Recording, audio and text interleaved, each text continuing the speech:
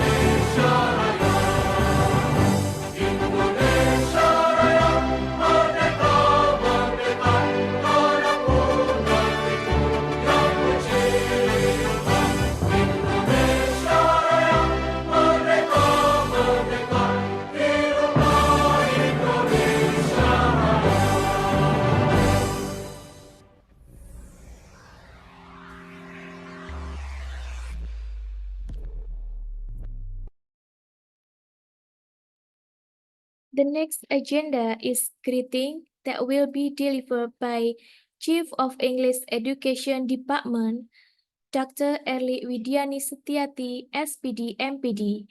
To Ma'am Erli, time is yours.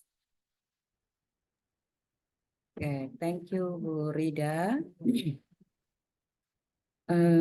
Excellencies, distinguished guests, participants, ladies and gentlemen, Assalamualaikum warahmatullahi wabarakatuh. Ladies and gentlemen, welcome to the second day of the third seminar on English education, literature and linguistics, Elitics 2024. And the themes, challenges and opportunities for the English language educations and language teaching in the era 5.0. This is addresses a crucial, timely topic that impacts all of us in the field of English studies. Good morning, Lien Nancy Ph.D. Ibu from National Donghua University, Taiwan. How are you, Ibu? Good morning. I'm fine. Okay. Yeah. Thank you for inviting our invitation. Thank you for accepting for our invitation, Ibu, to be the speakers of this third seminar. I hope that you can share your experience and knowledge here. This is the information that this agenda is annually held by the English Education departments in Universitas PGRI Madiun. And for this year, this activity is supported by the English Education departments, and then Universitas Nusantara PGRI Kediri, and then English Teaching Journals and Elitics. For the informations, there are 160 people, so participants joining this event come from teachers, students, lecturers, practitioners, and scholars. Again, thank you, Ibu Lien Nancy, for accepting us as the speakers as we gather virtually via Zoom. I encourage to all participants to actively engage with the speakers, to ask questions and share the experience. And the seminar is not only the opportunity to learn, but connect to fellow educators, scholars who share the passions for the advancing English educations. Helpfully, by conducting this activity, we will know one another to share the newest informations and also the recent empirical study, so we can enrich our knowledge. Thank you, Ibu, and all the participants. Once again, welcome to the second day, the third seminar on English education, literature and linguistics, Elitics 2024. Let us make the most this opportunity to learn, collaborate, and innovate together. Thank you. I hope you will have an inspiring and productive seminar. That's all from me. Good morning. Wassalamualaikum warahmatullahi wabarakatuh. Waalaikumsalam warahmatullahi wabarakatuh. Morning. Thank you, Ma'am Eric, for the greeting. The next agenda is photo session. To all of the participants, please open your camera to take the photo. For the operator, please capture the pictures.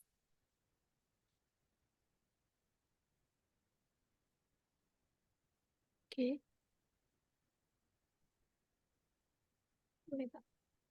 Okay. The first slide. 1, 2, 3.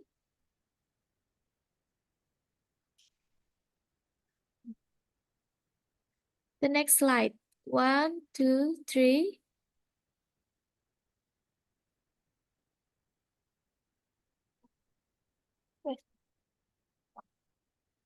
The last one. 1, 2, 3. Okay, thank you. Well, ladies and gentlemen, finally, we've come to the main session of today's event, the third seminar of English Education, Literature and Linguistics Elitics 2024, with the theme Challenges and Opportunities for the English Language Education and Language Teaching in 5 Era.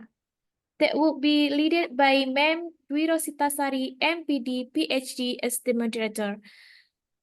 To Ma'am Rose, please take your time. Thank you so much, Burida. Am I audible? Yes, we can hear you.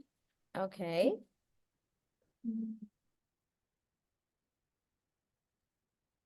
Okay, firstly, I'd like to give my highest gratitude to all of the keynote speakers and also presenters and also participants for today's meeting. Good morning, everyone.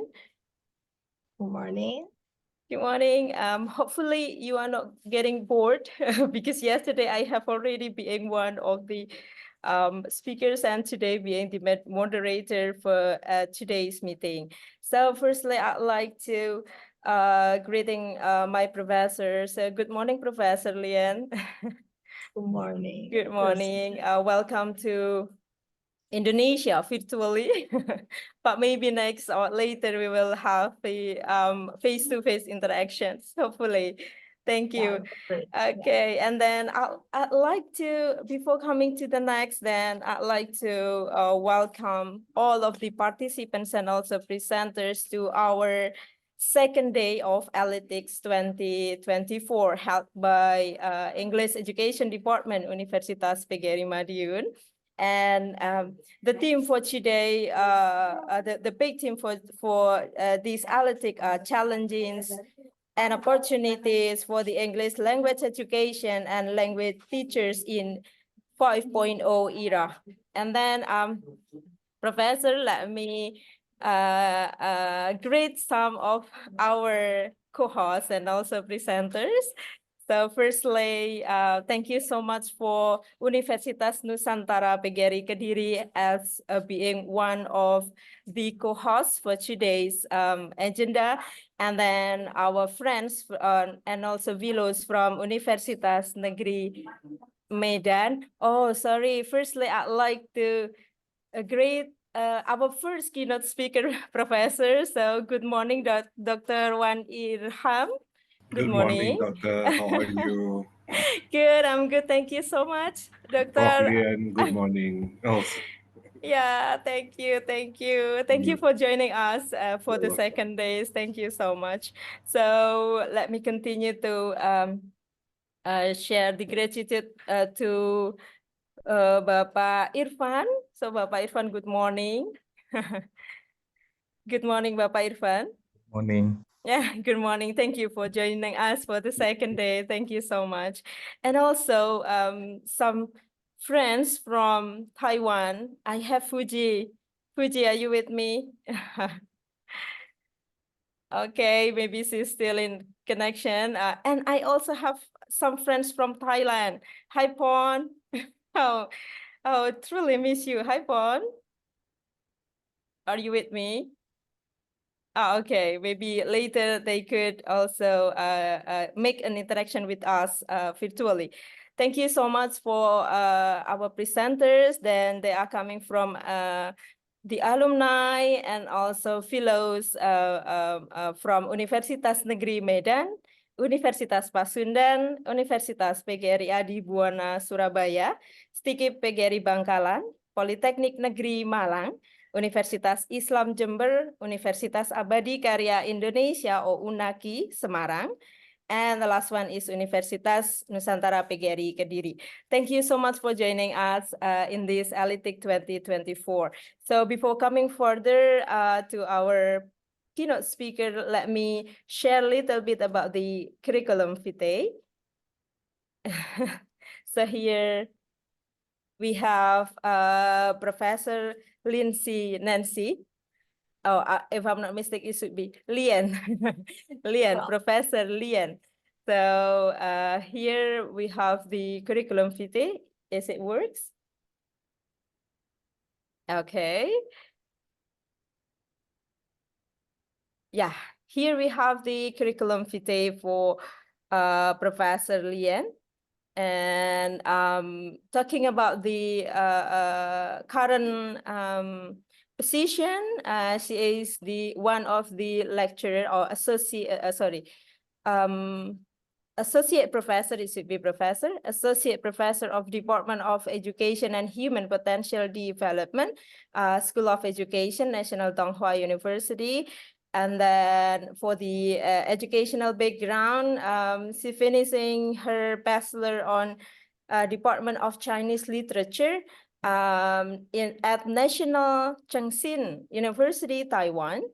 And then she graduated also from Indiana University, Bloomington, USA, at 1991, and then pursued her doctoral degree at Indiana University, Bloomington, USA, at 21.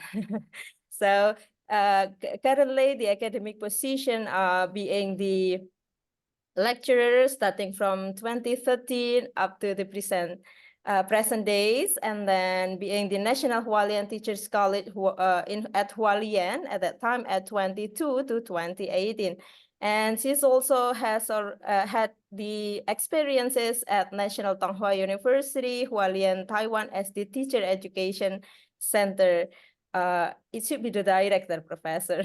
So here, the last one, she also for being the associate instructor at Teacher Education Program, School of Education at Indiana University, Bloomington, USA, starting from 94 to 1997.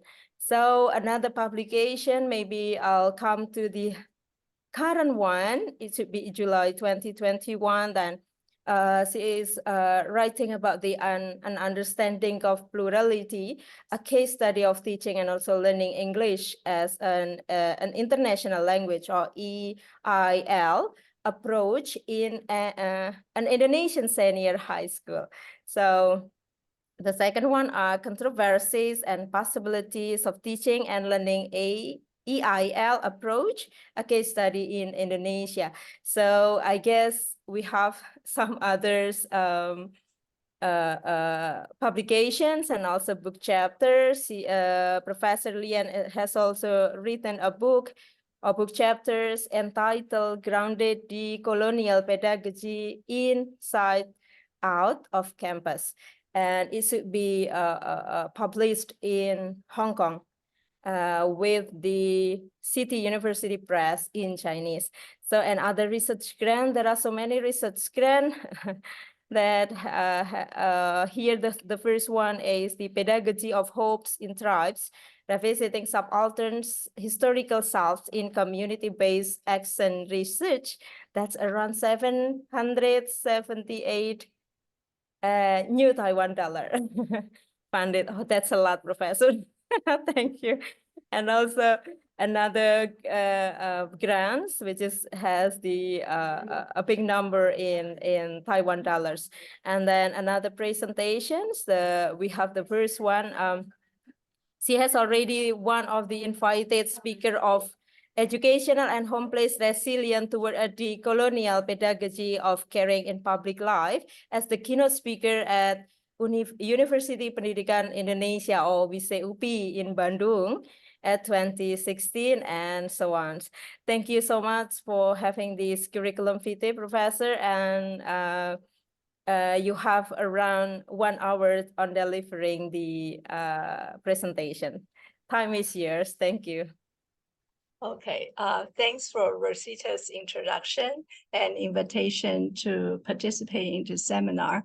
And I feel very honored to be here to share with all of you about my research interest as well as collaborated project works with all of you. And I'm looking forward to learn and to share with my experiences with you.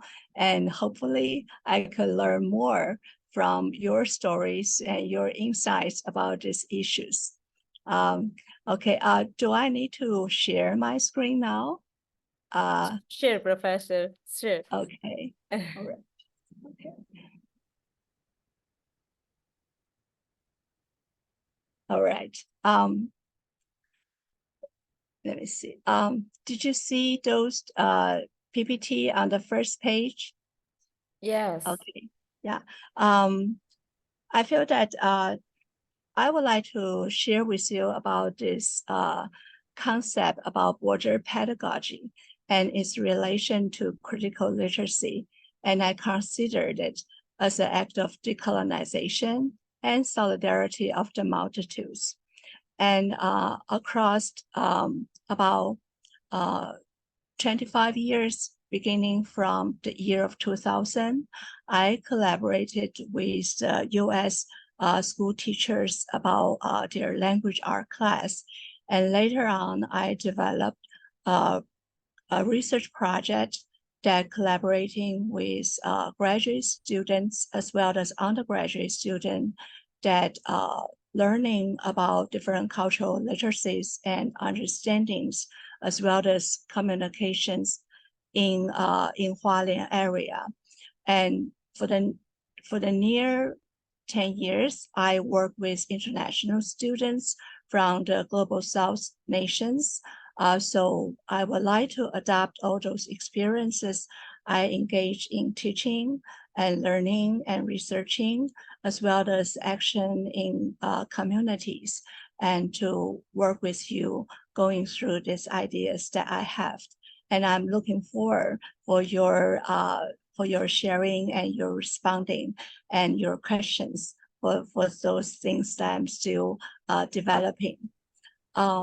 Dear Professor, excuse me. There's some presenter have a chat box that it should be bigger. Is it possible to make it bigger? Okay. Yeah. Let me see. Yeah.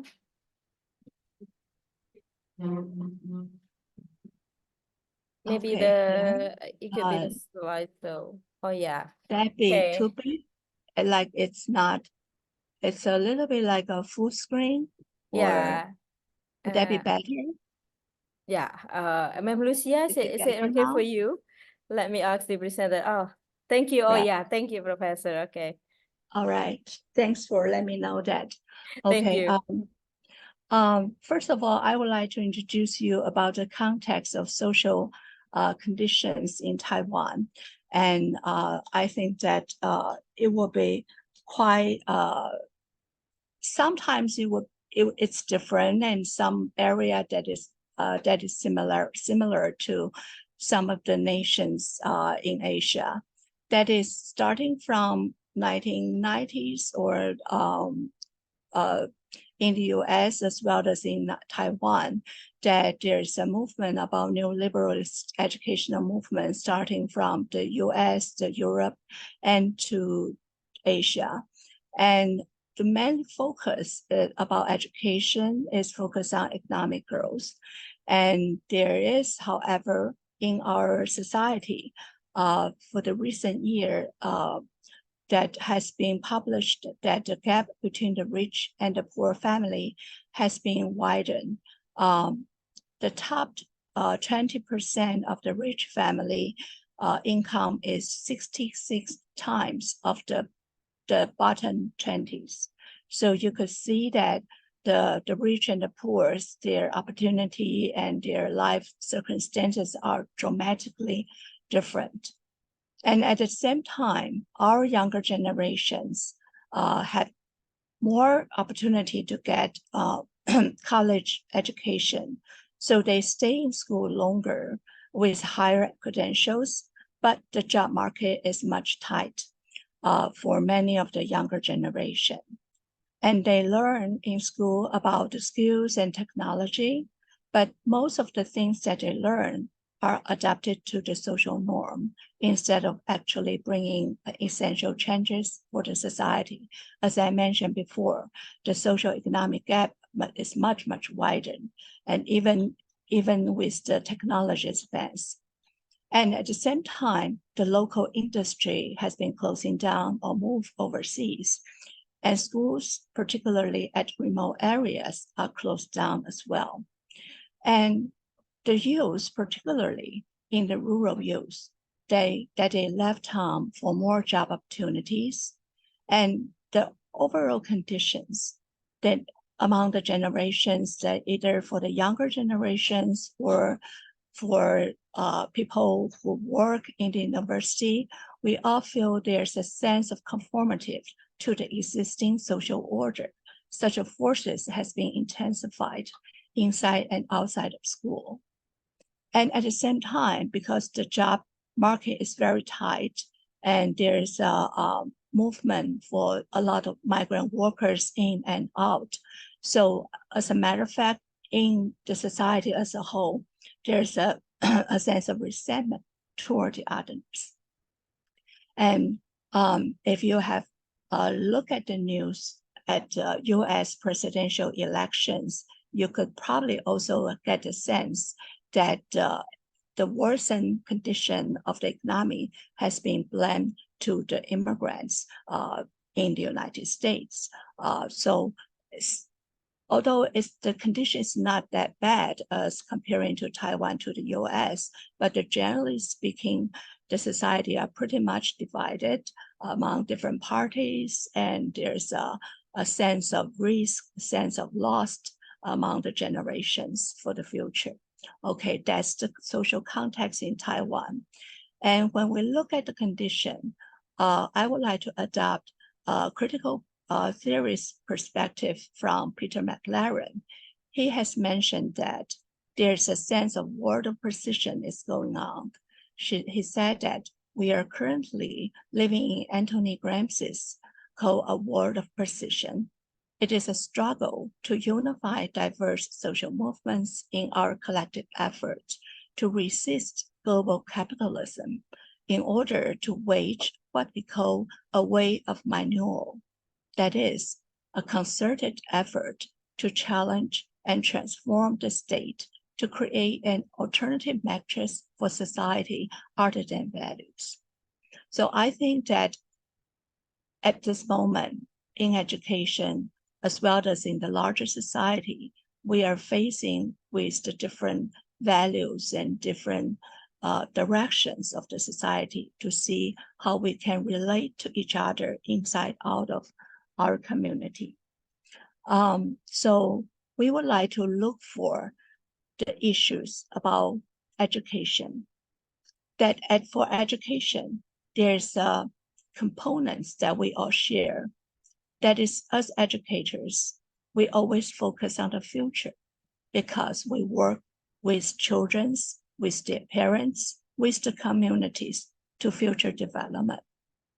And we also focus on the possibilities. And we think what is possible, what could be, and what should be. And how can we connect with the others? How can we live together with equality and differences? And how could we develop a communal relationship? And that is because education is never an individual task.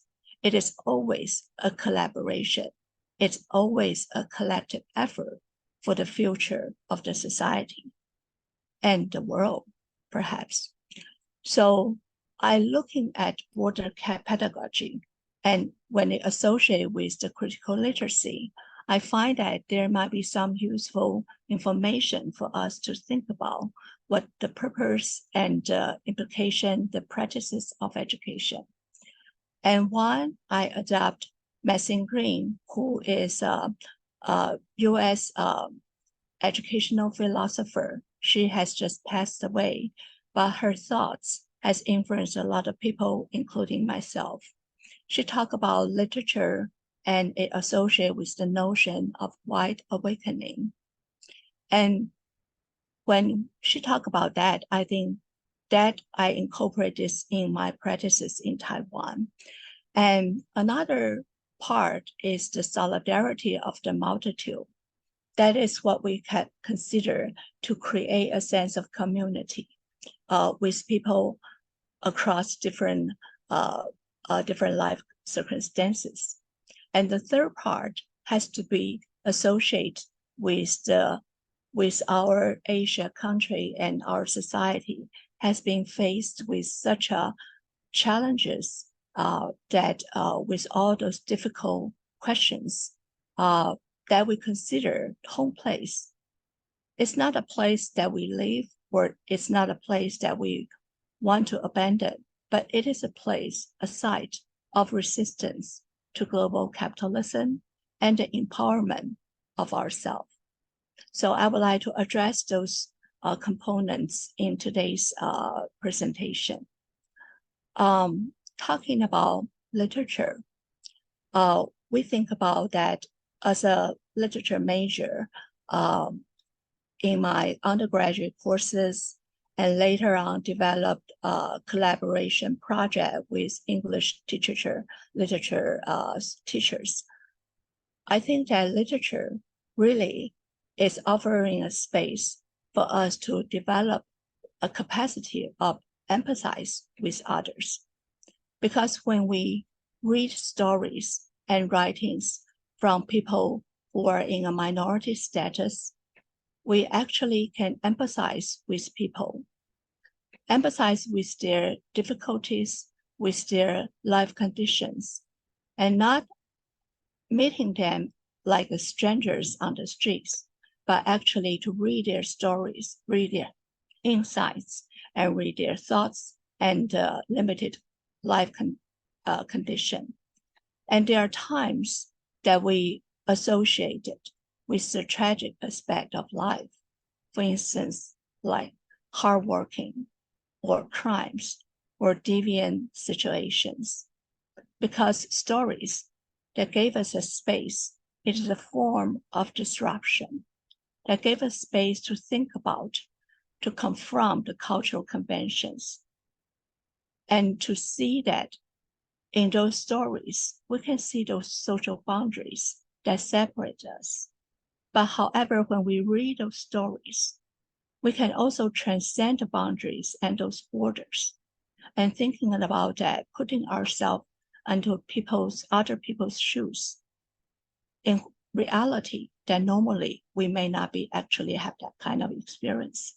So it gave us the space to empathize with the others. And that's the strength of the literature and the space of the stories. And I would like to use a case that I work with the English class with a teacher around the year of 2000 when I was in United States. And back then, we are talking about like 20 years ago, and it is a school in an urban area.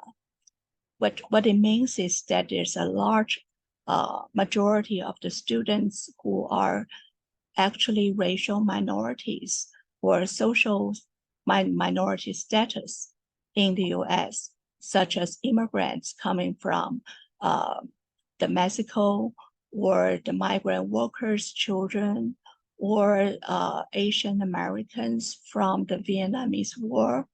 And the city is in Milwaukee, and there's a large Vietnamese refugee settlement plans there.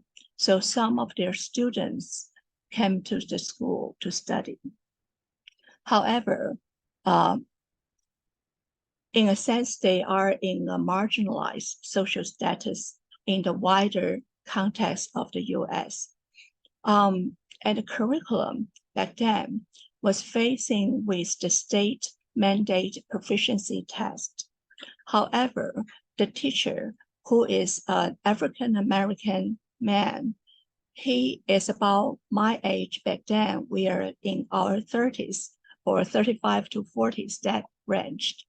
And he asked me that since we are all language teachers, why don't we think about like finding a window of experimenting 2 weeks multicultural education for introducing Asian cultures in our school.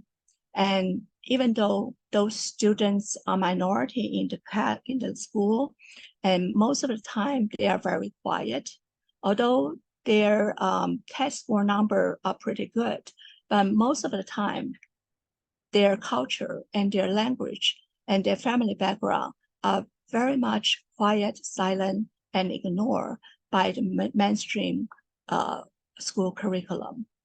So we think about, would that be possible? We can introduce to the US school teachers and students about Asian cultures and conditions. And at that year, the school wider themes of curriculum is survival, because they have every year the different school themes that all different subject matters will collaborate with each other, focus on the survival issues. And of course, the survival issue is such a long-lasting issue, either in the US or school-wide or worldwide. And after 2 weeks, a lot different kind of activities, I would like to focus on the assignments that we gave to the student toward the end of the second week, because we talk about for the Vietnamese War, that for the teachers and myself in our learning experiences, we didn't really have much information about what happened to it and what the reason has it occurred. We only know that somehow that the US somehow that failed this war, and the Vietnamese people has been quite a large number of refugees coming toward US or other countries. And that's beginning the separation between the so-called in the United States, so-called the free or the democratic society, and the separation of the Vietnamese as a communist party. Those kind of dichotomized thinking has been introduced to the students. In that sense, we want the student to open up a different way of looking at the global relationship as well as the relationship in the school. So we gave them an assignment. We asked them that the Vietnamese history, which we have introduced, has been one of struggles against foreign dominations, such as China, France, Japan, and the United States. They have shown great courage and strength in their fight for freedom. In light of their stories about surviving through difficult time, do you know one person in your family or in your community who can tell you a story about his or her experience of working through difficulties. So we want to bring those far away events or war experiences happen in the older generation and bring it to our family, our life, and our community, and see the connections between all those peoples facing with the conflict, facing with the challenges, and their capacity of dealing with these difficulties. And we asked the student to interview this person and ask the following questions. Did you have a difficult time in your life? Describe what kind of difficulties you encounter. For instance, like financial difficulties, changing jobs, moving and relocating, illness or losing relatives, etc. How did you deal with the difficulties? What actions you take to solve the problem? So those are the questions we would like our students to ask their family members. And what we get for the next, for after the weekend assignment, students come to class to share with their writings. And one of the students is coming from a nearby area in the Thailand, probably is a home minority status. And she's often very quiet. But in that class, she used a very small, tiny voices, but share a very powerful stories with the whole class. And I think that's worthwhile for us to read about her story with you. She said it's in handwritten assignment. She said that in 1974 and 1975, the Vietnamese came to our country to take over the land. They are fighting war over the land. The soldiers kill many people, including women, children, and men. My parents, we move place to place. We don't have any food to eat. We have to eat leaves and root to survive. My parents decided to escape to Thailand, so we have to cross Mekong River to other side of Thailand. During the escaping, my mom and my sister died of hunger and poisoning.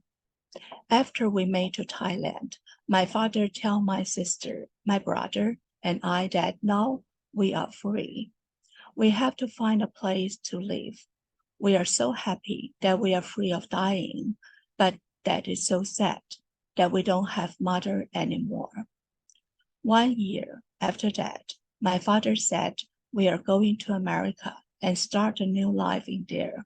If we living here, there's no good for my children. There's no income to support my children's education. When we got to America, it is ever harder because we don't speak English. But we go to school and learn English after 2 years. We speak English and things goes easier. I still missing my mom a lot. I remember the difficult time, the sad time, and happy time, all the things still in my mind. And I wrote this in my few notes. After she shared with the class about her stories of her family, the class suddenly dropped into a very quiet condition. I think that there's a moment that we could just hear a lot of voices that inside our hearts. And for a couple seconds, the students begin to cheer for her. They are clapping on the desk saying, go, go, Yi, go. And they are cheering for her. And the teacher, the African-American man, began to tell the students in the class as well as myself. He said that he has taught this student for nearly 2 years, but he never knew about her family story or her background until the date that she shared with the class about her assignment. And he felt that even though she looks very tiny, but suddenly he see a very tall figures standing in front of him, that he felt that she is such a person with a bravery, with a brave life history that people can learn about. And after he shared about his comments, later on, there are other students coming from a veteran's family and a girls with the European white essence. And she said that she went back to her family and asked her father, who is also a single parent family. And her father told her that when he was young, he was asked to join the army to fight in the Vietnam War. But back then, he never knew the reason why he got to get on the battleground. And after he came back, survived through the battleground, when he came back to the U.S. society, he was called by ordinary people to be a baby killer. He felt that outrageous, and he felt that he is not understood or accepted by the community. And he lost his wife. His wife divorced with him, and he has gone through traumatic experiences of psychoanalysis that has been somehow at a certain time he felt he's broken down. And later on, he's helped by other veteran and church people so that he come back to collect himself and then to raise his kid. But he said that until the moment his daughter came back home with such assignment and explained to him about what happened to Vietnam, which is an independent war for the Vietnamese. And he gradually know that there's always two sides of the story. And those stories, we usually couldn't hear of the two sides. One is on the battlegrounds. But in that classroom, we hear students share about their parents' story as well as their family histories. And we gradually realize that all those peoples on the battlegrounds are actually ordinary peoples. And they are it's the nations who has the agendas to put people onto the conflict with each other. And so after that assignment that we share with each other, there's people talk about, there's children talk about their family member commit crimes and went to the jail, and they are facing with quite difficult time.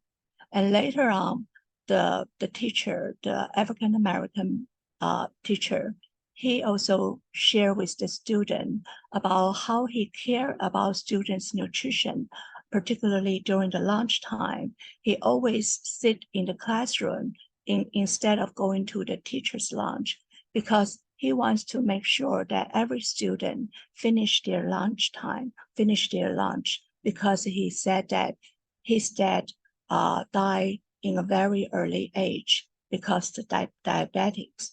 And so he felt that it is necessary, particularly for the younger generation, to have a better nutrition habits.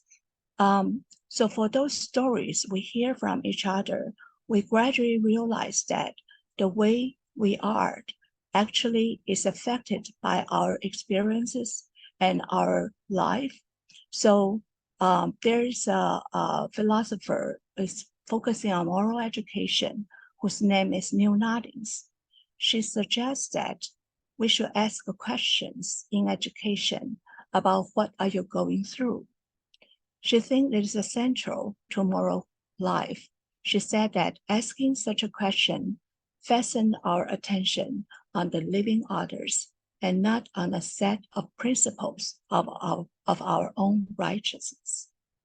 So stories, literature create a space for we to see each other's life paths. And by saying that, we also recognize that there's a need and effort that we need to pay to strive to understand. Because what understand involves is more than simply sharing a language. It involves a willingness to find out where the other people coming from. It's like as I never understand your joy when it rains, until I find out that you come from a part of the world that suffer from the severe droughts. So I cannot understand why you react with anger to some expression I use until I find out that it has been used historically to denigrate people like you. So it is not just a metaphor or the phenomena at a certain moment, but it is the history, it is the background, it is what we experience at certain time that affect what we see each other. So by understanding, we try to create a public dialogue with a sense of plurality, because the creation of public space is very challenging to education. As we have mentioned earlier, a lot of education aims at creating or raising the bar of text performance. But what's the scarcity of dialogue in public space actually distorts or limits our ability to understand and appreciate human diversity. So we think that the role of education needs to be discover how to open space for people in their plurality, space where they can become different, where they can grow. And we think that is the education really aims at.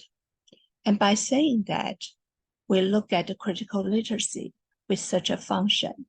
I adopt Lisa Delpan states that literacy is more than just reading and writing, but rather it is part of a larger political entity.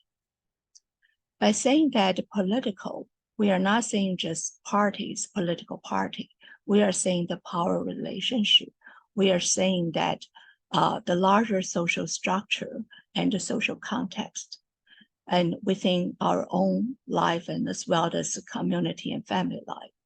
So there's a tension to one's historical, personal history that help we become critically aware, that which is habitual and in routine.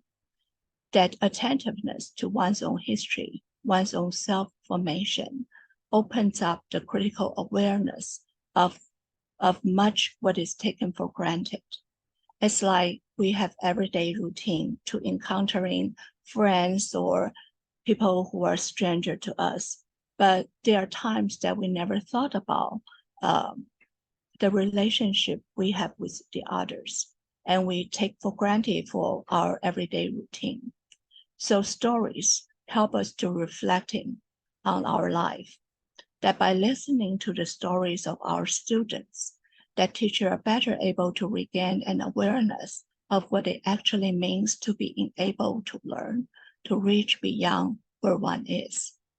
So this is a part that we open up the space for students to share their story with us, with teachers, to see through, to go beyond the surface level of learning about writing, reading, and hearing. And by saying that, Maxine Green again, she suggests that we need to open space for multiple voices to be heard in classroom in order to raise the consciousness of freedom. And because there are times, as educators, we always encounter people who feel they are not free. They are not free from the institutional rules, or they are not free from their schooling roles, either as teachers or as students or as administrators. There's always all sorts of limits, but through the stories, we understand the limitations and the possibilities, and we can develop a dialogue upon all those situations. That freedom is never a given. It is situated in certain conditions that we can be conscious about that, and we can deal with it. And in that class, we ask students to listen to and share story of their friends, their family, community members, their own struggle deliberately using pedagogy that we developed to cope with and to fight against oppressive elements in their lives. we wish to open the space for the multiple voices that are often silenced and oppressed in the school and the society. We wish to create a space where multiple realities, even if there were conflicts and contradictions among them, will be expressed and recognized in our life role of school. So we open up, there's always different way of seeing our experiences. The diversity does exist. It takes us to recognize it, to really evaluate it and appreciate the meaning of it. And when we talk about border pedagogy, we also talk about counter-narratives. The so-called counter-narratives is to narrating the differences, not to narrating what we are the same as others, but narrating what we have been different from other people. The very uniqueness of our experiences, even it is different. And there's a counter text to revitalize oppressive histories, recognize the excluded culture and knowledge.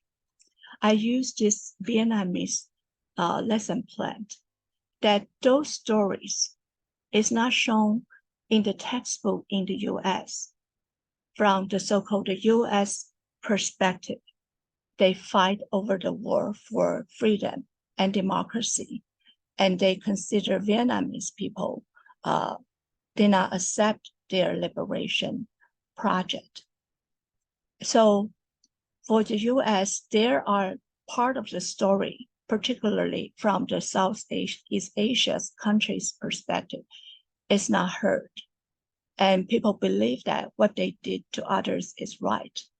So we develop a lesson plan to counter such a textbook knowledge, to negotiate the meaning of democracy and communist or the socialist idea of lives of collective life. And Asian culture and knowledge does not also exist in majority of the textbook in the US as well, because the shortage of the population, as well as the faraway sense from the continent. So even though you see a lot of minority students from Asia, but you didn't know about their story, you didn't know about their history, as if that they have no history, they have no knowledge. They came here just to learn from you. So we want to develop in our curriculum about the counter text to adapt children's stories, adapt communities' histories to have the counter memories. The counter memory associated with to hear the silent voices in history and understand how the past has affected the present. To create a sense that the enemy and the friends are not just as the government has defined, but we people can define in our own term, and to look back our history and our struggles and our memories. So counter-narrative that also associate with the pen, because it is different, because it is not a normative stories, and it's not a happy, most of the time, than happy stories. It associates with a lot of difficult time, a lot of struggles. So it associates with a lot of painful experiences. In most of the time, education emphasizes on happiness, on happy learning child. But we consider that to avoid the painful, the difficult life actually is an illusion. Actually, a painful and difficult time is not necessarily a bad thing. And why is it not bad to remember it? There is an English literature professor, Bell Hooks, who is also an African-American scholar in the US. I like her work and like her thoughts that I would like to share with you. She said that the personal pen should be considered as a key to change. And she tried to explain why should we remember the pen. She had wrote a lot of books. And she said that sometimes she felt odd and finding something terrifying and see many people who are writing about the dominations and oppressions that are distant from the pen, the woundedness, the ugliness. That is so much the time. It's just a subject, like we talk about in our class, a discourse, an abstract concept. However, she thinks that maybe is it possible that the person does not believe in a real way that what I say here, the theory I come up with, may help change the pen in my life or in the life of other people? She said that I say remembering the pen because I believe true resistance begins with people confronting pen, whether it is theirs or somebody else, and wanting to do something to change it. And it's the pen that so much make it marks in everyday life. Pen as a catalyst for change, for working to change. Those things that we remember deeply, actually, we hold true-heartedly for us to gain a better life. Sometimes it's not necessarily all those happy moments, but including all those painful moments that we still hold dearly. So when she talked about writing about our painful experiences, she also looked at the situation that associate with marginal conditions in our society. And she looked at the marginality. Those are the times we try to avoid to be part of that. But she looked at in different way. She said that it was the marginality that I was naming as a central location for the production of a counter-hegemony discourse. That is not just found in words, but in habits of being and the way of one lives. As such, I was not speaking of a marginality one wished to lose, to give up, but rather as a site one stays in, cling to even because it nourishes one's capacity to resist. It offers a possibility of radical perspective from which to see and create, to imagine alternatives, to imagine a new world. In our lesson plan, we did not invite students to share the mainstream stories, but rather we invite students to share about their difficult life. Most of the times that wasn't shown or even degraded in schools. But we felt that all those marginal space, if we can look at it differently, then we can find new meanings in it, in our life. And particularly for a lot of children coming from poor and difficult community life, we have heard a lot of children talk about that they don't want to stay in this community after they grow up, after they get a better life and better job. They will escape from such a rundown community, and because they feel that they deserve a better life. But we want the student to understand that their parents, the generations, have worked so hard to create a possibility for the children and going through a lot of life challenges. And those are courageous acts that people are delivered and people create, people are faced with.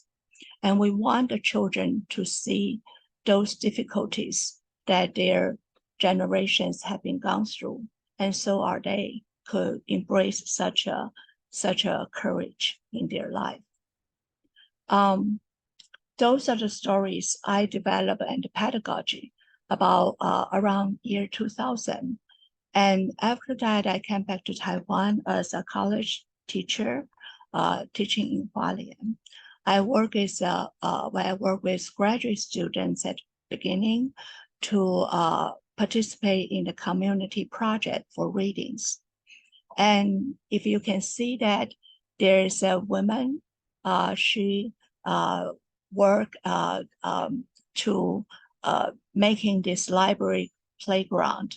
And she told us that she worked very hard for getting a better life for her children, but she felt that she's incapable of helping her children's homework.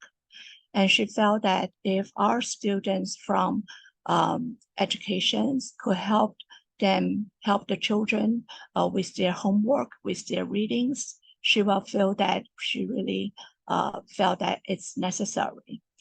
And the distance between the community and the school is about half-hour motorcycle distance. So the students back then, they are all pre-service teachers in graduate school and coming from different disciplines. One is from psychology, another is from mass communication, and they all want to become teachers. So they went to this community and they develop a sense that they write about their ethnography and their actions in their own self-narrating writing, but they also deliver an action to encounter what they usually will not meet in schools, in the community. So they develop a sense about writing and action. And that's what I want to share with you. That in writing, that this particular students, she want to be an elementary school teacher ever since she was a child. However, after she took teacher education program in service training, she felt that there's a lot of institutional rules that create a distance between her and the future students.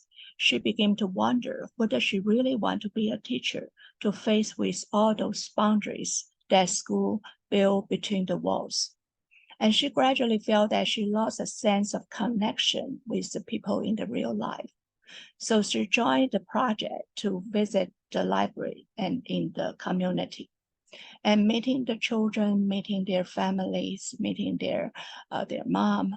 Those are the family with a lot of kids and with the mom to raise all those children on her own. And she worked with them after school. And she gradually realized, and that's what her writing is about in her dissertation. She said that the ordinary look villages give me the opportunity to settle, to have a clear understanding and recognition of my past and my present.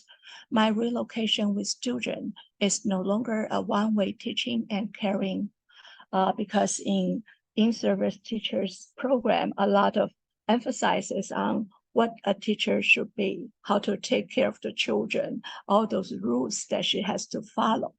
Okay, and she gradually realized that our relationship is mutual and interactive. I'm also a recipient of the concern and caring, because the parents also care about the children. They will go to the library, and sometimes when they have barbecue, they will share with her and say, hey, have you had dinner yet? And would you like to try some? Or when the weather is getting cold, they will ask her, whether you wear so little, would you like to wear more clothes? Stuff like that. She felt that she's also taken care of by the community. It's not just one-way caring from the teacher to the student. And she said that the reciprocal relationship means that there are hopes everywhere in real life, which is sometimes some things that I have never thought of before, because she's a student straight in from the college to the graduate school, and all her life, most of the time, is in school and in the classroom and reading about the conception of education and teaching, all those regulations and rules, and make her feel that where are those real life people really think about? But by encountering people in their daily life in the village, she gradually realized what she really cared for is education, but not necessarily a school's institution. So she divided and she defined school and education are different things. She said that school should not be the only place for learning. School activity and disciplines are not the same as education. Therefore, the identity as a teacher or a school setting is not important. It doesn't matter. It is in a classroom, we call it in the school, or in a library setting in the community. She said it is neither the education background or the title of an educator. She felt that the bearing of education must be clearly defined, and the standard for educational activities should be evaluated by whether it can put education's concerns of people and its ability to inspire learning into practice. She said an educator is someone who can inspire and create a space for learning. And that's what we mean by educator. It's not that if you call yourself a teacher, but if you don't deliver and inspiring the learning, then probably it's an institutional roles. It is not the essence of educational concerns. Okay, so I think by encountering people in their everyday life, with their children, with the parent, with community, with their life concern, she heard people's concern, and she also felt that she's cared by other people. So she felt that education is relational, it's mutual relationship. It could gradually develop with understanding a holistic view of how one grow and how one develop, as well as in a collective efforts. And in doing so, we gradually recognize that particularly in our third world country, written by Sari, he said that people in the third world struggle for revitalizing their communities and education through the critical consciousness, humanistic objectivity, and engaged subjectivity, which are wedded to an unique, creative innovativeness. So educational project could initiated by any person, by anyone that who are willing or inspired for themselves to learn or to support other people to learn together and to face with the such situation that for people to feel hopeless or feel in need of improvement. So particularly in Taiwan or in nations, a lot of places that young people live in their hometown, but there's also a side as a resistance for people to empowering themselves, to see themselves as agency for changes. And this is the project that I work with graduate students in Multicultural Education Center. We work with a group of community in the tribal area nearby our university. The indigenous people, they think about that a lot of time that their students stay in school after school to learn reading and writing, but they felt that the school's reading and writing is very far away from their cultural heritage. They felt that the longer the students stay in school, the more the student felt that their parents and their community elderly has no knowledge to teach anything about the so-called official knowledge, the so-called worst value, worst knowledge to learn. So they felt that they would like to gain more contact with their children in the community, with the elderly. So let me see that we went to that tribal community. The younger generation, the youth in their middle school, they told us that they would like to find a place to get together after school and to work together and to learn with each other, with their elderly. So we rent a house, a rundown house, and we renovated the house with the younger generation. They helped to have a new painting on the wall and then creating a space and making the wood floor, working with their elderly. And then they invite their grandma and to share with their histories with the teenagers. And they also invite us to the forest side to teach us how to shoot the arrow and then make those arrows by themselves using the bamboo.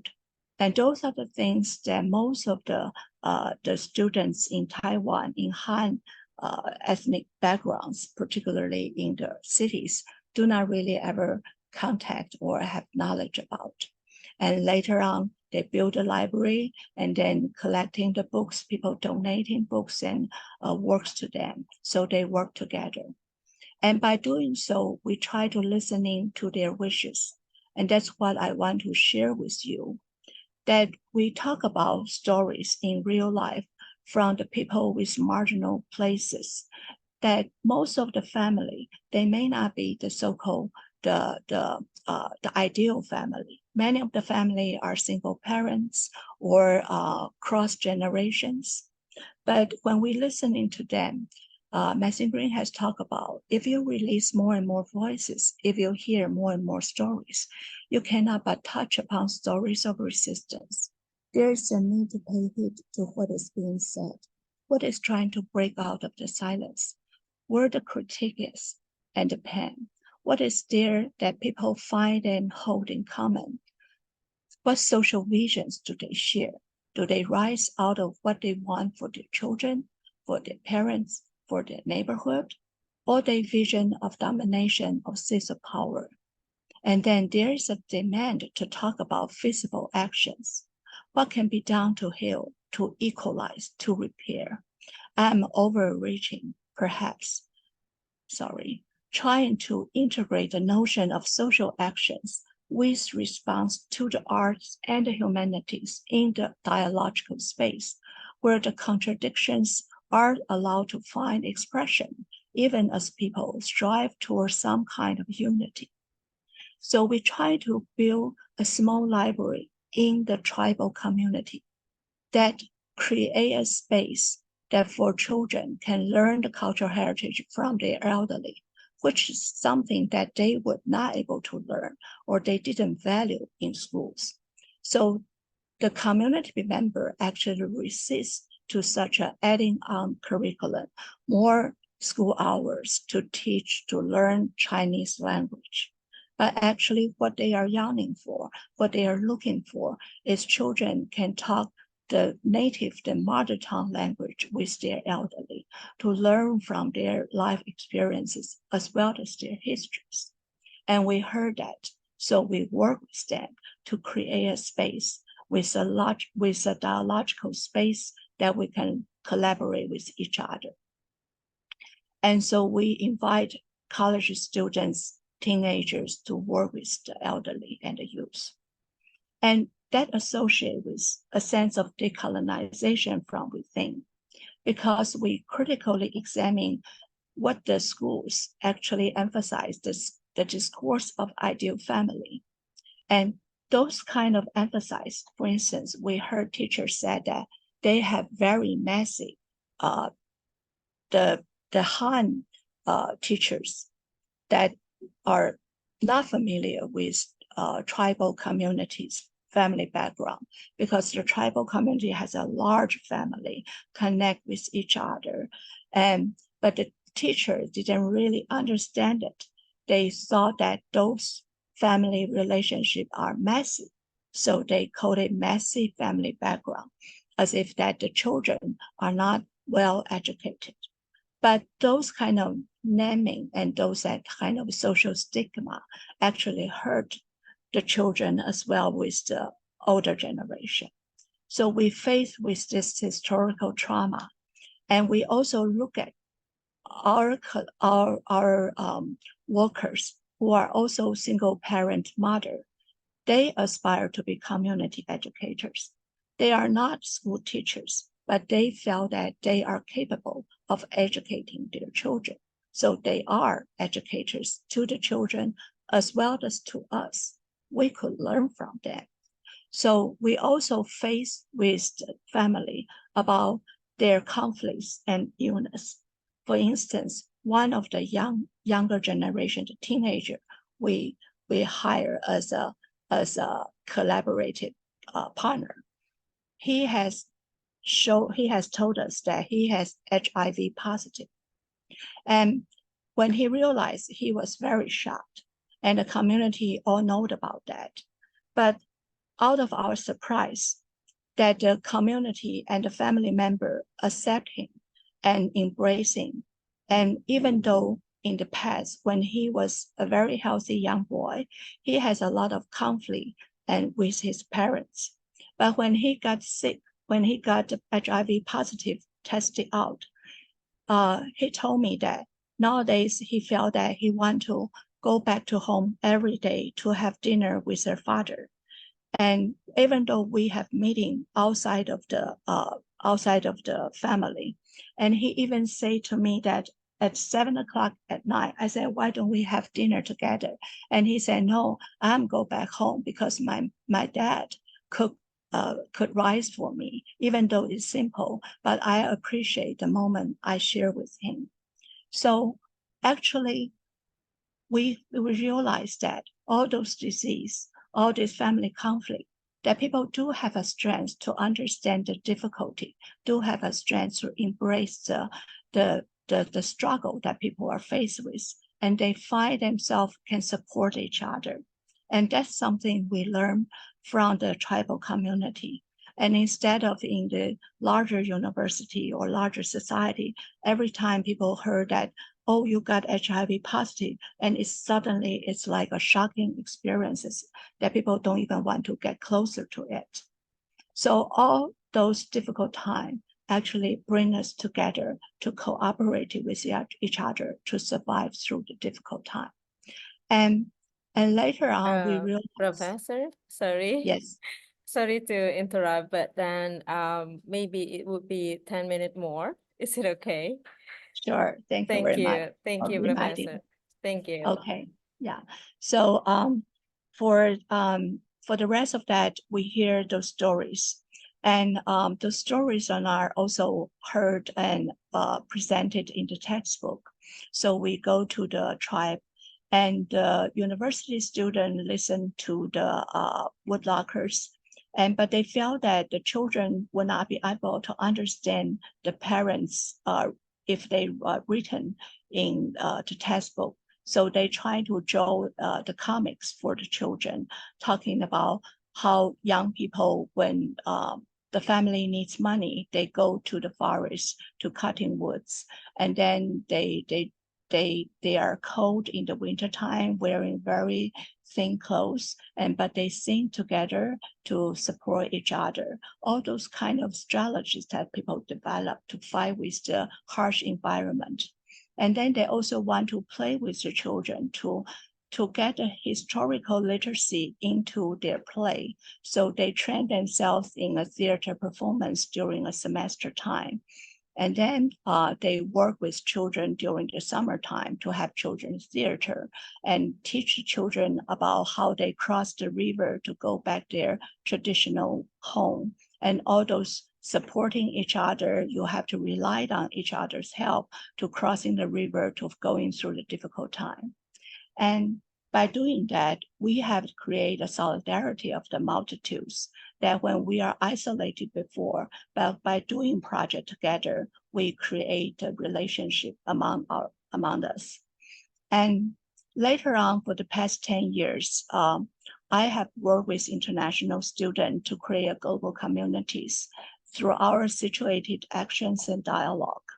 And a lot of international students in Taiwan, when they are scholars or lecturers and students in their native country, but when they came to Taiwan, they realized that the financial support is not sufficient. So a lot of them have worked in the local shops. And suddenly the identity, the social position has been transcrossing from the upper middle class or the white collar professionals to the blue collar workers. So the racial and class segregation somehow come together. And we find that we develop a multiple identity and multiple side positions to work and to dialogue with each other. So we have developed the supported pedagogy to work with communities, immigrant families, migrant workers, university faculties, and students. We focus on the way that how can we humanize everyone's situation. We have mutual caring and contextualize the action. So we create a sense of solidarity of ourselves that people are agencies for cultural actions and social changes. And we are also engaging of transformative dialogue that help us to understand and support each other. And in borderland, it's not something bad or we have to abandon, but it is a starting point of understanding the strengths of differences, the ground of thoughts and actions, opportunity of learning by everyone to participate in, and the places that individuals live, life and the vision of society has been transformed and reconstructed. And in those period of time, in those places, we realize that educational profession that need to recognize that hybridity and differences does exist among us as well as within us. It always with us. It is a matter that whether we can recognize it. And it leads to the question that we becoming an other, making home for the strangers.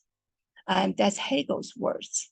He said that in order to become who one should be, we need to become an other so that we can make home for the strangers. Like Fuji, our international students from Indonesia, she began to teach our Taiwanese students about Indonesian language. And that makes Taiwanese students realize that everyday language taught, speak in our classroom in Mandarin is for people to take it for granted. It is such a difficult time for them to learn about Indonesian language.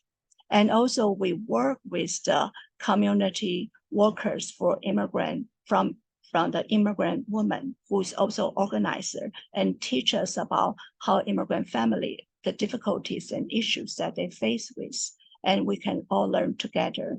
And also we went to the tribal community to learn the weaving, and our international students share with us about the art of weaving in their hometown. So that leaves us a question toward the end of the seminar. That is, I appreciate that. I would love to hear a lot of questions from you. And by doing that, I would like to share with you some of my questions for you. Like, for instance, as educators, do you think about, do we need to know the feelings of being an outsider? Whether it is a necessary and important learning moment for an educators. And I wish that to learn and to hear from your voices and your questions. Yes, I appreciate and I feel very honored to share my thoughts and actions during the past 20 to 30 years with you. And I'm looking forward to learn a lot from you. Thank you very much. Thank you. Thank you very much, Professor. Thank you for very insightful knowledge and also new understanding, as well as for me myself, even though we have already keep in touch during 3 years, but then every time I heard your presentation and stories, it's make, how to say, emotional waving. So thank you so much. Dear Bapak Ibu and also the presenters, that's what has already shared by our keynote speakers for today. And here our professor has the questions, so maybe it could be answering the question, or it could be also you raise the questions. Okay. Yes. Yeah. Thank you. Maybe I open for question and answer sessions. Would you please to raise the hand, or it could be directly right in the chat room. Thank you. Yes. Okay, maybe anyone want to share the ideas, or maybe want to share the points or questions, please. Oh, yeah.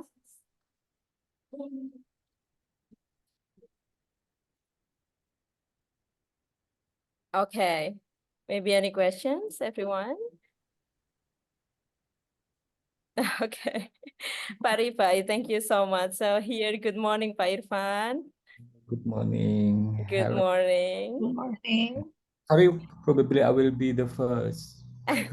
Yeah, to open the discussion, that's pretty, thank you. Okay, Pak Irfan, could you share the ideas? Okay, thank you. Thank you, Prof. Lien. Your talk really impressed me much, particularly the way you present a very critical point of view about education. And you said previously that you are highly informed by the US philosopher. But to be honest, me myself will likely be influenced by your work and your talk today about particularly about critical literacy and border pedagogy. Thank you so much. Your talk also reminds me about the work of why is my curriculum white? And I think Indonesia, if we connect to Indonesian condition recently, I think Indonesia is on the way of integrating and promoting equality, plurality, and critical ability. But I think it is still static right now, I think. My question is that what should we do to accelerate the education that put the classroom as a space for empowering equality, plurality, and critical pedagogy? Thank you so much. I appreciate your questions. It's very important that not just think about those things in our mind, but rather to live through it and to practice it, to actualize the meanings and put into the context, to coming up and then to create our own understanding. So I felt that I feel the passion from your questions. I am not just a researcher, but most of the time I see myself as educators, teachers, and community workers and educators together. And all sorts of different persons that we are learning from, and not just a one-way teaching. And I felt that my teaching pedagogy has been enriched by a lot of people I encounter and normally we wouldn't be able to meet in the university. And by adopting or listening or trying to learn from the concerns that they share, and also the pedagogy they develop to cope with the challenges in everyday life, I felt that those are the rich resources and learning strategies embedded in possibly to enrich our imagination for what's worthy to learn in our classroom.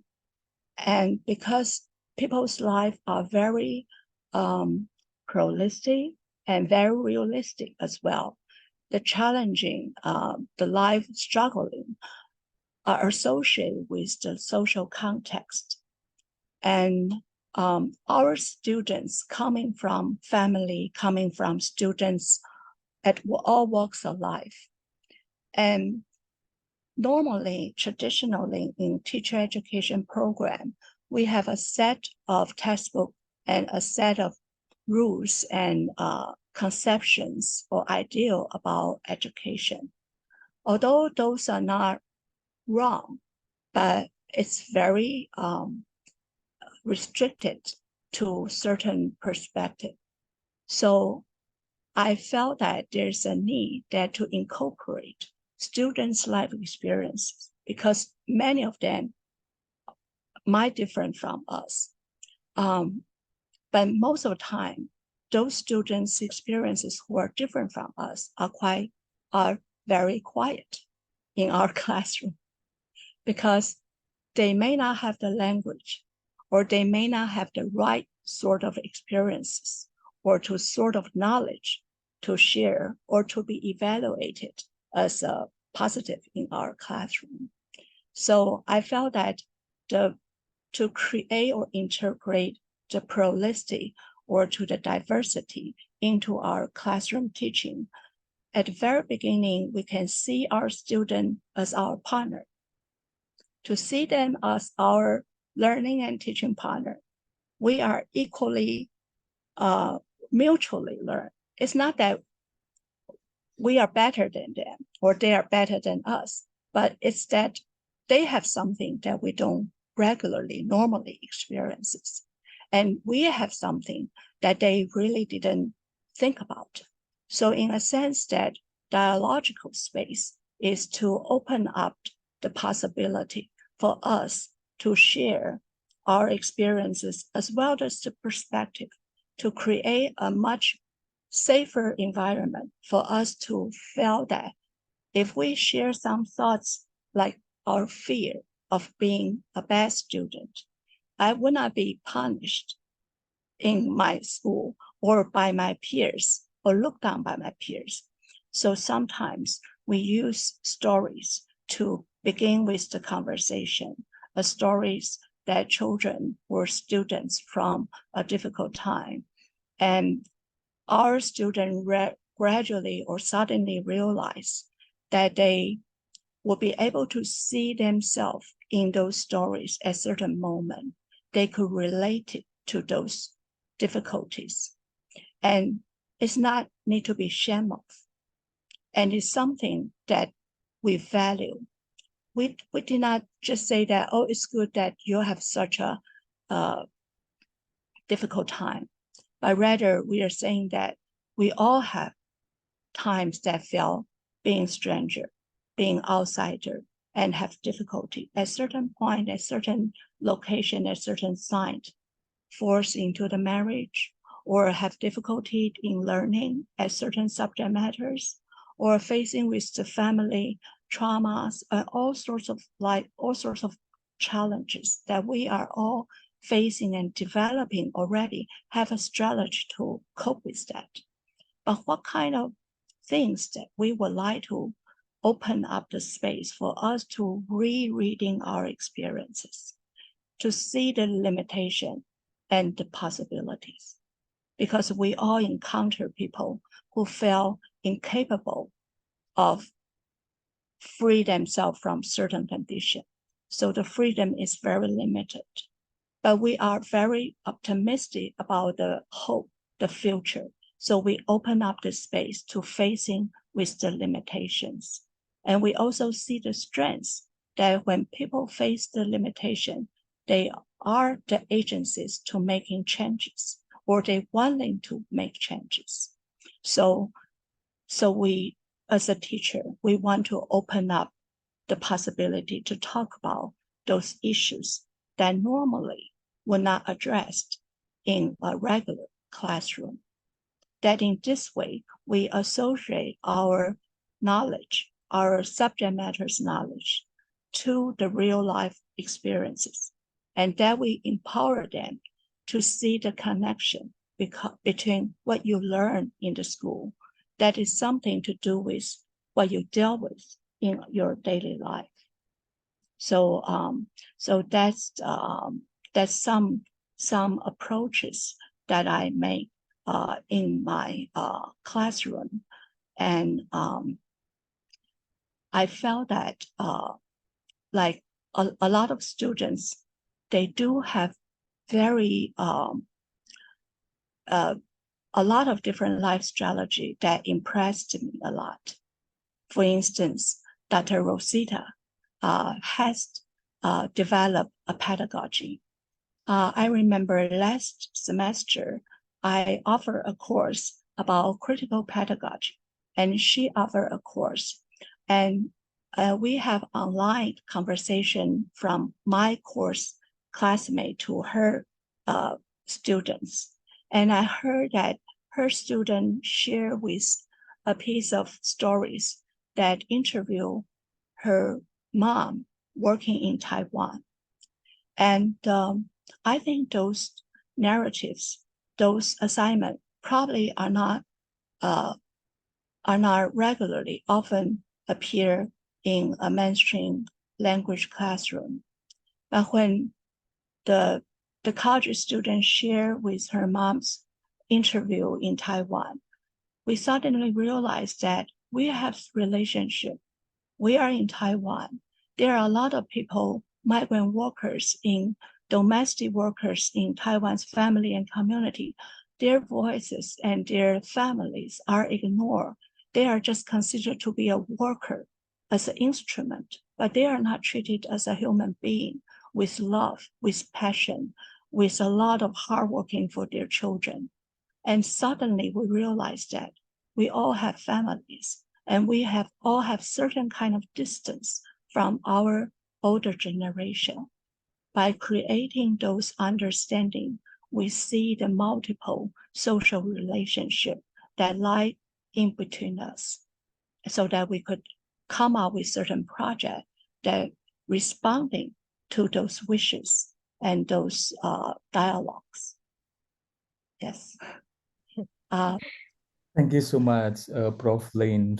Probably I need to promote student agency on the aspect of their voices, because their voices are often go unheard by teachers myself. Thank you so much for your suggestion. Yeah, Thank thanks. you. Thanks for Thank your you, question. Professor. Thank you, Dr. Irfan. So that's clearly deliver also my understanding about being the educator and also English lecturer. And then I move forward to chat room, Professor. There is M.Pd. She is one of the lecturers from English education. So she delivered that directly. Sorry. To make it straight, does this mean that students who sometimes have a feeling as an outsider? So this one will be a heartful representative, emotional for our students here. Thank you. Yes. Yeah. Hi, M.Pd. Oh, here we have M.Pd. You could Hi. directly Good greet the morning. professor. Yeah. Okay. Good morning, Professor. Good morning, Bapak morning. Ibu. Yeah. Yeah. So this is the feeling of some students sometimes feel that they are an outsider. Is that yeah? So in my opinion, I think yeah. Sometimes it is important for us as a teacher to know. Yeah, can we see from the psychological point of view? So sometimes students have problems, let's say psychological problems.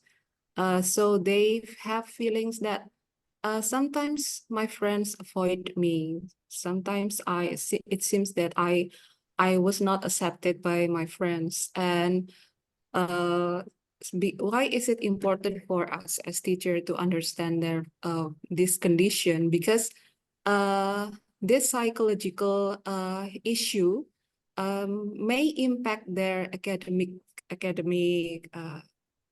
situation.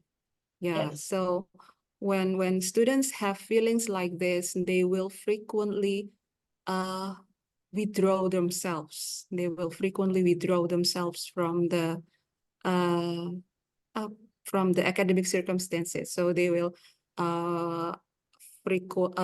seldom let's say escape from class, and then did not do the task regularly. So and when there has been a communication, it turns out that they have this kind of problem, psychological. So so I think if there is a question, is it important for educators to see or to find the feeling of being outsider of the students? I think sometimes it is important, because in real life sometimes the psychological issue may impact their academic achievement also. Yeah, that will be my response, Professor. Sorry if there's mistake. Thank you. I really appreciate your thoughts on this particularly conditions. Yes. There's a lot of younger generation has facing with the painful feeling of being an outsider, Yeah. particularly for Mhm. their psychoanalysis situation. It Yes. remind me that I have worked with graduate students.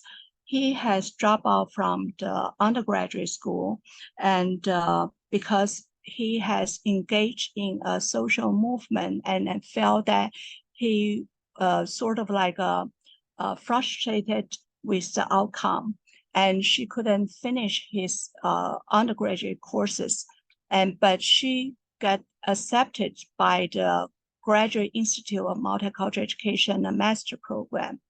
And the first semester she came to the class, she often falls asleep in the class, or sometimes she will call me that he couldn't come to the class.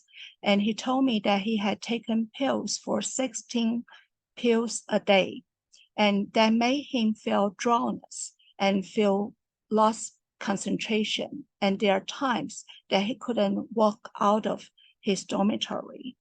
And there are one unit I show the students about how people work together in an organic farms to work with mental illness group of people, and then to empower them, to support them as a group to learn together.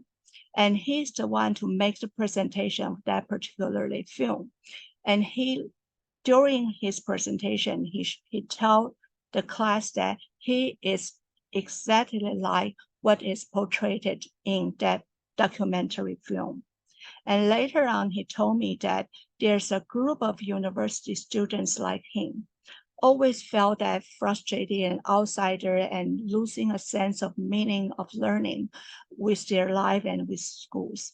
And he would like to develop a research project to work with those similar group age students to all facing with the psycho difficulties.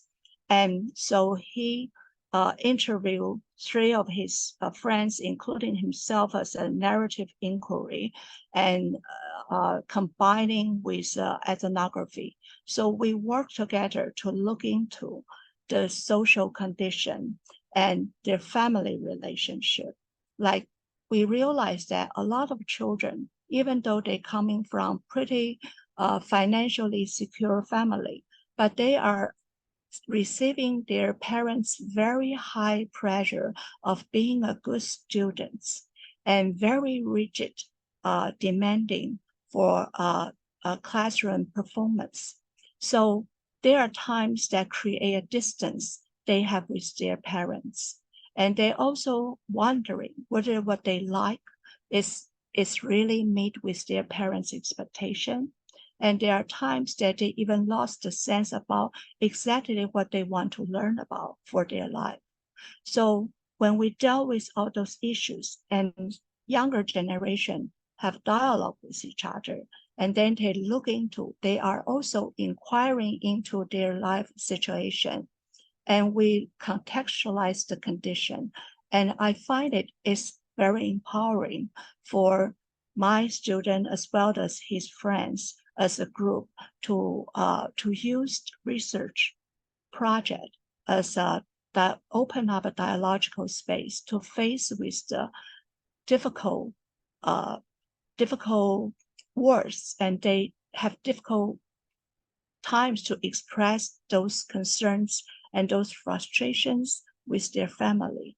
And then we help them to articulate the relationship between the social trauma and the disconnection among various generations, the social expectation, as well as the self-esteem.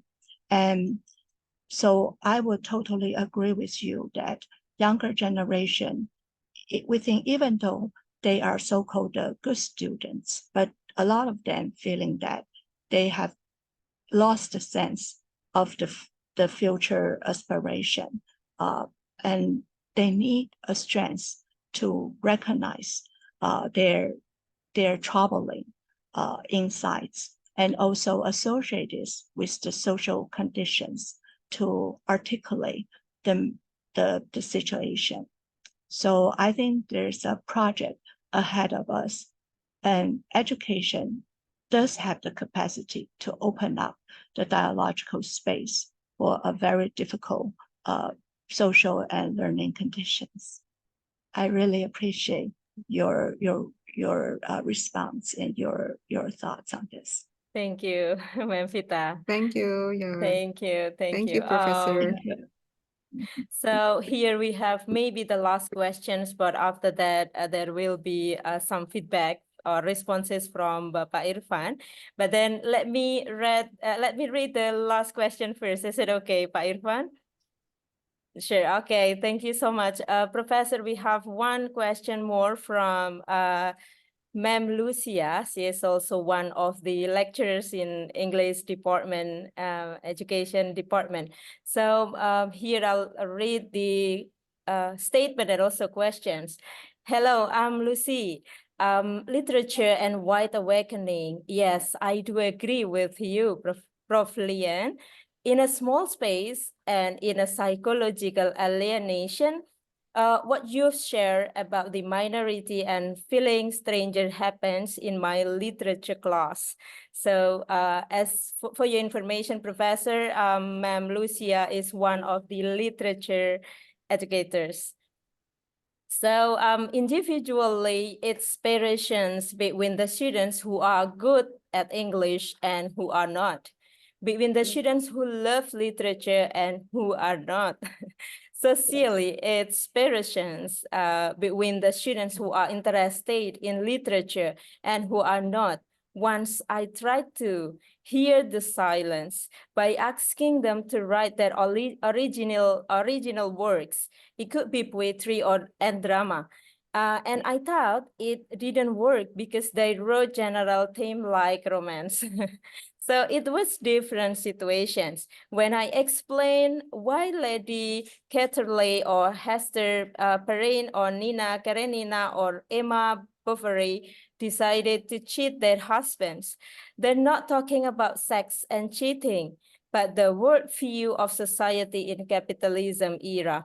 So what do you say about my situations to handle my class, to break such kind of feeling strangers with literature? Prof. Lien, thank you.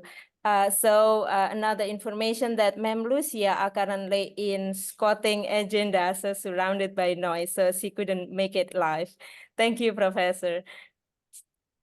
Yeah, I really felt that it's a challenging for teachers to connect with our students from all different kind of learning interests and capacities. And I do appreciate that your recognition of the situation and adopting the literature materials into the class discussion. And I think that you are trying, the approach I think is very appropriate. And of course that we can see student has certain kind of familiarity, of course, at certain contexts and certain texts and certain conditions, and others may not. And to my perspective, that I would respect the space for students to decide their own relationship with the text. And sometimes some people don't directly responding to the text in reading, writing, or speaking, but sometimes they have their voices inside their mind or their heart, or they have some kind of social condition that is not directly but indirectly related to some kind of difficulties that they want to associate with the text you talk about. And in my situation, sometimes I would like to give a space to students as well as to myself to open up the possibility of waiting. And because I see that learning, when it really occurred, it usually has certain points that touch the students' life issues. So there are times the students' issue has been touched, but we didn't really realize it because they didn't talk about it. But there are times that we have different way of organize the class. They may share with some students, classmates about their concerns and certain things. And sometimes we could looking at those materials and reading those materials as ethnography to see our classroom as a way that we encountering with our students.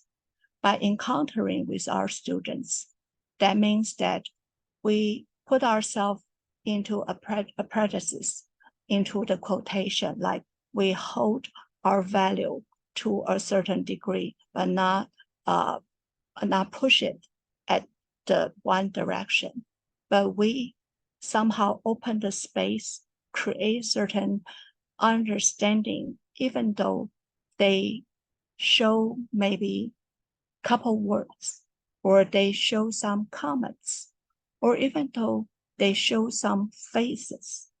So we read all this kind of different kind of sides. Maybe they smile, maybe they think about it, maybe they're pondering about it. So we leave those space, not empty, but full of meanings for us to investigate it, to research on, to try to understand what that really means to us as well as mean to them. And sometimes if they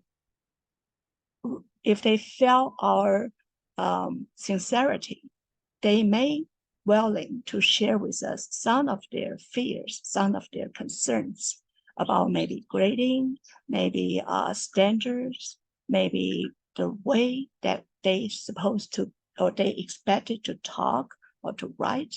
And they are testing our boundaries. And by recognize that they are trying to interact with us, that we hope that we can are waiting our patience, embracing the possible communication and giving the language to the students to leave them to tell us what we can learn from them. So I think that you raise the question and challenges for all of the teachers, including myself, facing with these issues every day. There's no one perfect way of doing it, but there are times that our student could help us sometimes, that I felt that there are times that our students see us incapacity or weakness of communicate with them. So sometimes I feel that they are very kind for us, waiting for us to understand them. So that's some sort of like open up the space for waiting and communications. Thank you. Thank you, Professor, I'm not sure I answered the question. So, Ma'am Lucia, hopefully that answered the questions, or maybe giving more insights of your questions. So maybe because she couldn't respond it lively, Professor. So thank you for the answers. So I go back the last for Pak Irfan, because of we maybe 1 or 2 minutes, Pak Irfan. Do sorry for that. Thank you so much. I'm afraid I will not answer your question, Prof. Lien. As an educator, do we need to know feeling of being outsider and insider? But when you said about ethnography, this question reminds me about the a principle of ethnography, that is being an insider, and outsider. When we are insider, we aim to get a thick description. But while we take the stance from the field, it looks like we are outsider. So what is the function of the outsider here? As far as I understand, that if we take a stance from the field, we likely be more what is it, neutral, will be more informed by outer information, on information not from the field. So when we are back to your questions, is it necessary and important? Yes, it is really necessary to be able to capture the reality, the fairness, the public information, the public perspective, so that we can have a balanced perspective of seeing our classroom or our education. Probably, I don't know whether my I answer. really, yeah, I Thank you, thank you. appreciate that. That's Yeah, all. yeah. Thank you, You really, Bu Rosita. Thank really you, thank you. highlight, yeah, you really highlight the function of being an outsider. As a matter of fact, sometimes, particularly for ethnographer, it's a good position to understand the values, the culture of a classroom of a group of students. Yeah. Thank you, thank much. you.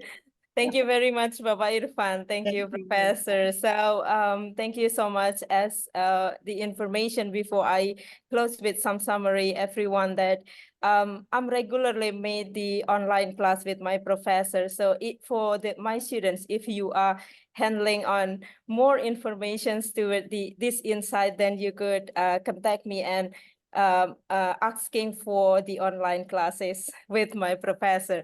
So thank you so much. But then before coming to the last one, let's say really thanks, Professor, for having these conversations. And ladies and gentlemen, let me close this. Okay, here then one last point from Mem Lucia. Prof. Lien, thank you so much. I'm going to plan to make spaces among us teachers and students. So noted, Professor. Happy to see you here. So Yeah, as me too. Yeah. as also that's as the representative of my feeling, Professor. So I'd like to make a summarize to what we have already learned today, that Professor Lien has already delivered along the ideas of border pedagogy and also critical literacy, how to have the decolonized and make a solidarity toward the multitudes. So multitudes here are pointing on placing the ultimate political power in the hands of the multitude of a large number of the people who having the political actions towards some issues. And here Professor has already mentioned that as educator, especially English educator, literacy are being a part of us as the language educators, and how this one has the impact toward us. Then while Pak Irfan has also mentioned that our lovely nation, Indonesia, on the way, Professor, on having this integrating curriculum toward the plurality and also inequality on education. And this is also have the point that we as the teachers in the classroom, in the smaller spaces, that we could make an interactions or good interactions with our students, and not only being the outsider or insider, then it could be there is a mutual dialogue between us as the teachers and also the students, that we are not only having one side of perspective, but then it should be the whole side of perspective. Maybe we could understand our students toward their individually profiles, individually needs. As the example that I and my professor always having 4 hours to 5 hours communication. So she always have the time for me to have the individual interactions while I'm being the students of her. And this one is as the representative that the ideas of face-to-face interactions on making the mutual interactions being very important for us as the educator. And then the scarcity of the dialogue in public spaces, and then also this distorts our ability to understand and appreciate human diversity. So by having the critical literacy, then coming into the political actions, and we could work together as good educator, or at least as the ideal educator. Thank you so much, everyone. If you still have some questions for professors and also other presenters, then we would have our parallel sessions after this one. So see you in parallel session. Rosita, as the moderator, thank you so much. I will give it back to our MC, Ibu Rida. Thank you. Thank you very much. Thank you, Thank you. Professor. Oh, It's but my before honor. that, yeah, before that, maybe I'd like to share the certificate.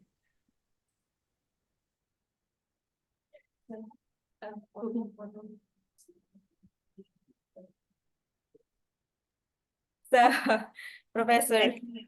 I'd like to say thank you so much for your coming, and also your presence here in our Elitics 2024. And here we we deliver our certificate of appreciations of the third keynote speakers in our agenda today. Thank you so much, Professor.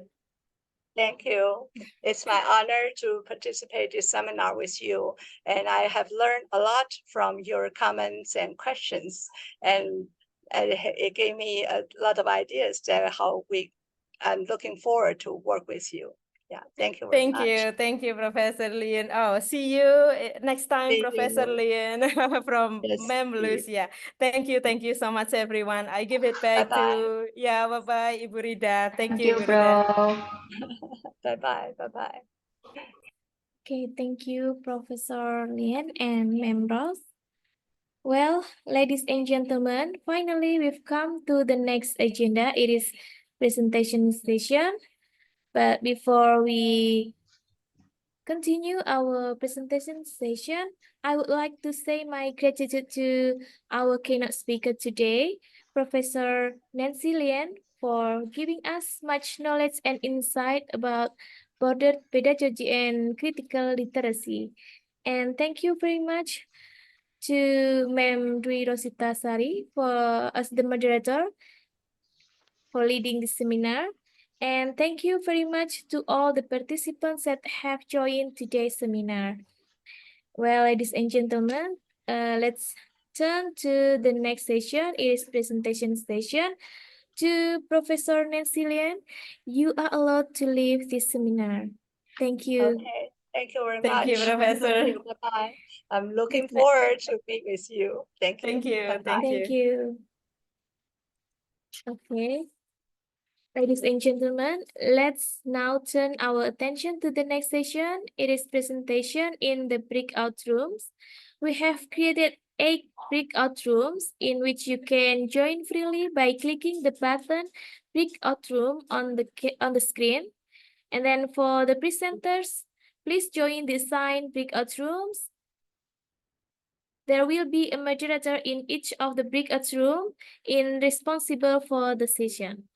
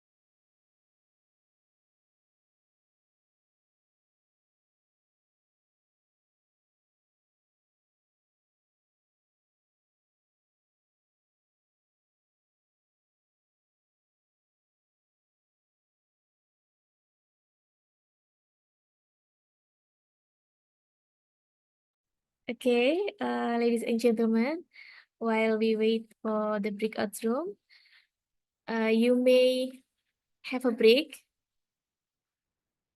while prepare your presentation.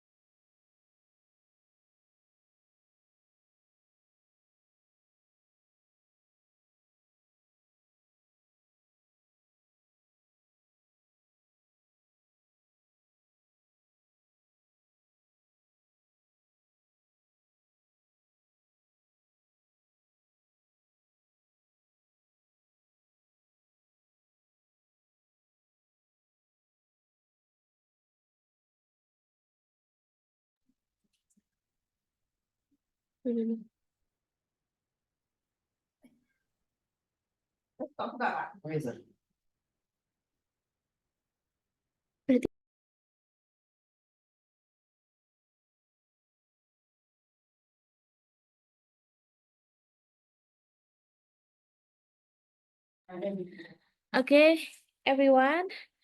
For the participant, you may join to any breakout room. And for the presenter, let's join to the breakout room.